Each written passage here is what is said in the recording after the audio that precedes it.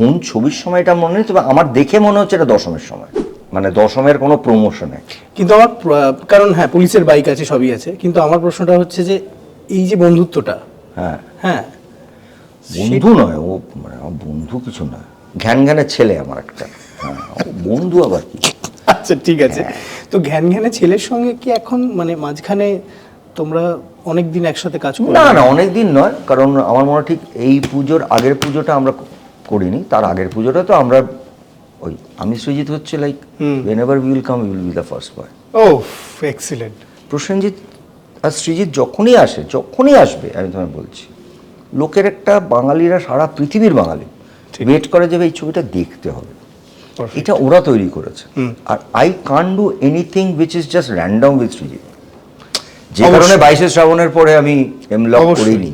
অবশ্যই এটা জানে, সবাই জানে। ঠিক। এবার ওর জন্য একটা ইয়াং হিরো দরকার।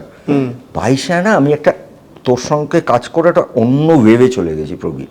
ঠিক। I can do a romantic role just in your film. মানে হেমলক তো ভাই আমার এই বয়সে একটা ইয়াং হিরোইন, ছোট হিরোইন কোয়েল তো ভালোই লাগতো, কিন্তু আমি বলছি না, ফিল্মটা এফেক্টেড হবে। রাইট। মানে এখানে ইমেজ যখন তৈরি হয়ে যায় না, তো এই পেয়ারটার কাছ থেকে এক্সপেকটেশনটা হিউজ হয়ে গেছিল।